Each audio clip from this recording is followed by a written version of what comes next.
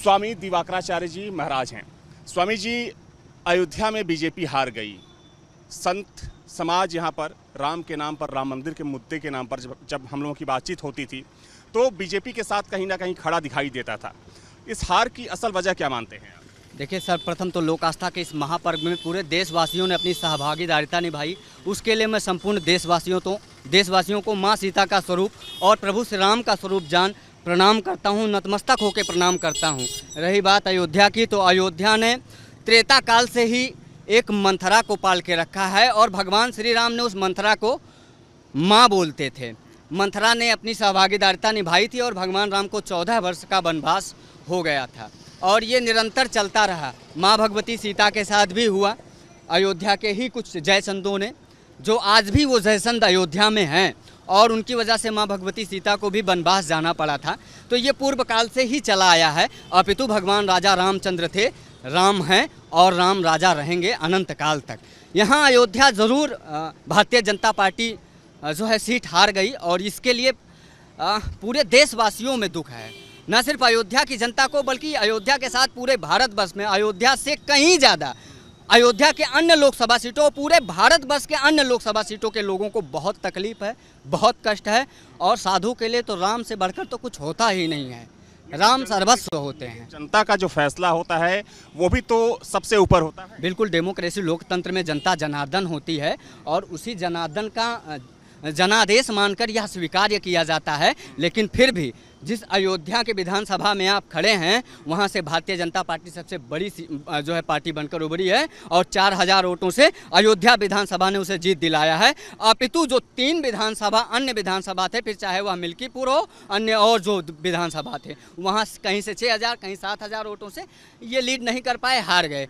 लेकिन अयोध्या ने जिताया है और ये प्रभु श्री राम जी की कृपा है। मैं पूरे अयोध्या के जनपद वासियों को, ये सब प्रभु श्री राम के ही स्वरूप हैं, इनको प्रणाम करना चाहिए। और अयोध्या के लिए जो सतत संघर्षरत रहे हमारे राष्ट्रवादी नेता आदरणीय प्रधानमंत्री श्री नरेंद्र मोदी जी से अपील भी है, साधुवाद भी है, धन्यवाद भी है। और हमारे उत्तर प्रदेश के माननीय मोदी जी से भी नम आँखों से और बहुत गमगीन भी हूँ, गला भर आता है ये सोच कर कि अयोध्या भाजपा हार गई। अयोध्या नहीं हारा है भाजपा ने, बल्कि अयोध्या पूरे भारत में अगर भाजपा हार जाती तो कोई बात नहीं, अयोध्या जीती तो पूरा भारत जय श्री राम कहता। पर आज जो अयोध्या पे उंगली उठ रही है ना, वो अयोध्या हारने की वजह से है। आज लग रहा है कि अयोध्या वासियों ने फिर से वो त्रेता लौटा दिया जब माँ सीता को वनवास कर दिया था, प्रभु श्री राम को 14 वर्ष का वनवास कर दिया था।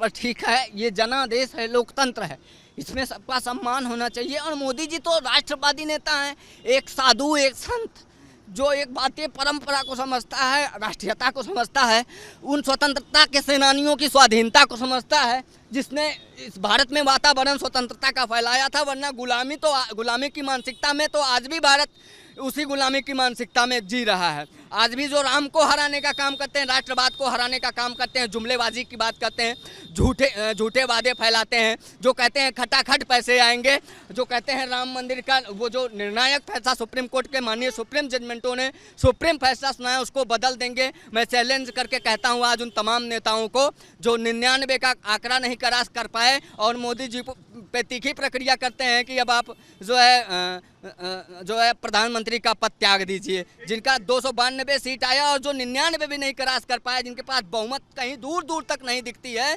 जिनको देश ने 10 को पहले नकार दिया, जिनका कोई अस्तित्व और कोई स्तर नहीं रहा, आज वह लोग कह रहे हैं, अंग्रेजन मैम कह रही हैं, उनके सुपुत्र जी कह रहे हैं, जिनका खुद का कोई अता लता पता नहीं है, वो जातीय जनगणना कराने की बात करते हैं। मैं निवेदन करना चाहता हूँ अयोध्या की धरती से दिवाकराचार्य महाराज कि आप पहले अपना जातीय सर्टिफिकेट जारी करिए और भारत के जन जन को बताइए कि आप क्या जाति है। जातीय जनगणना हम तब स्वीकार कर लेंगे। आप तमाम लोग जो नेता जातीय जनगणना की जाति की बात की, कहा जा रहा है कि इस चुनाव में अयोध्या जो सीट हारी है भारतीय जनता पार्टी, उसके पीछे कहीं ना कहीं एक कास्ट फैक्टर ने भी काम किया और वो भी एक प्रमुख वजह है। क्या आपको भी लगता है कि जातीय समीकरण की वजह से भी बीजेपी की यहाँ पर हार हुई है? देखिए, जब हमारा प्रत्याशी जर्जर अवस्था में पहुँच जाए तो जो भारतीय जनता पार्टी या किसी भी पार्टी का जो आला कमान है उसे समझना चाहिए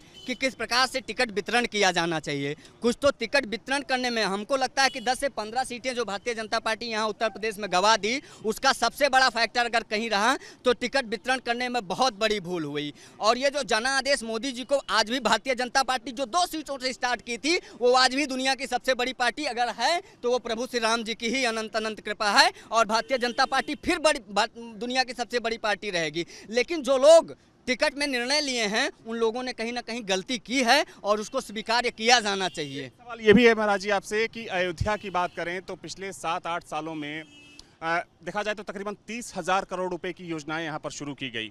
उसके बावजूद भी अगर बीजेपी हारती है तो क्या माना जाए कि ये जो योजनाएं शुरू हुई हैं या जिस लता चौक पर हम लोग खड़े हैं जिसका निर्माण किया गया है, कहीं ना कहीं ये लोगों को उतना पसंद नहीं आया जितना पसंद आना चाहिए? देखिए, आज हमारे परम पूज्य मुख्यमंत्री श्रीमंत गोरक्षनाथ पीठाधीश्वर आदित्यनाथ योगी जी महाराज जी का जन्म दिवस भी है।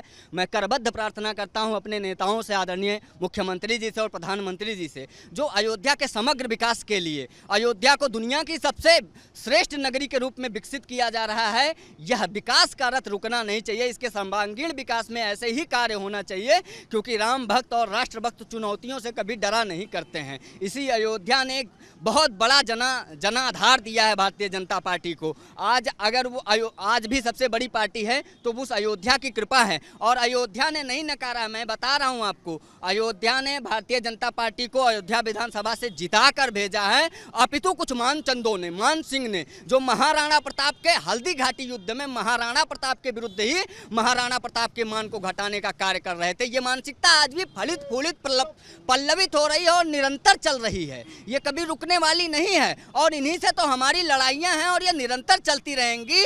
अभी तो रामलला की झांकी है, काशी मथुरा बाकी है, और ये विकास का रथ रुकना नहीं चाहिए। सर्वांगीण विकास, जैसा कि आपने बताया कि 30 लाख करोड़ रुपए की परियोजना यहाँ 30,000 करोड़ रुपए की परियोजना यहाँ संचालित हो रही है अयोध्या के समग्र विकास के लिए। ये निरंतर चलेगी, ये मुझे अपने माननीय मुख्यमंत्री जी पर विश्वास है, ये उपेक्षित नहीं रखी जाएगी। और जैसे हमारे मुख्यमंत्री जी अयोध्या में आते थे उसी प्रकार से आएंगे, क्योंकि हमारे प्रभु श्री राम ने मंथरा को भी मां कहा था, ठीक है। और हमारे श्री राम ने अयोध्या के जनमानस के जनादेश को भी स्वीकार किया था। भगवती जगदम्बा ने अग्नि परीक्षा भी दी थी और वनवास भी स्वीकार किया था। फिर भी राम ने कभी अवधवासियों को नहीं छोड़ा था। हमारे मुख्यमंत्री जी भी नहीं छोड़ेंगे, अयोध्या का भी त्याग नहीं करेंगे। ये अयोध्या अपितु और विकसित की जाएगी और भी सुंदर की जाएगी। मूंग दर देंगे उन लोगों के छाती पे चढ़ के जो लोग कहते हैं कि भारतीय जनता पार्टी अयोध्या से हार गई, अब कोई काम नहीं होगा। जिनकी ये मानसिकता है ना, उसको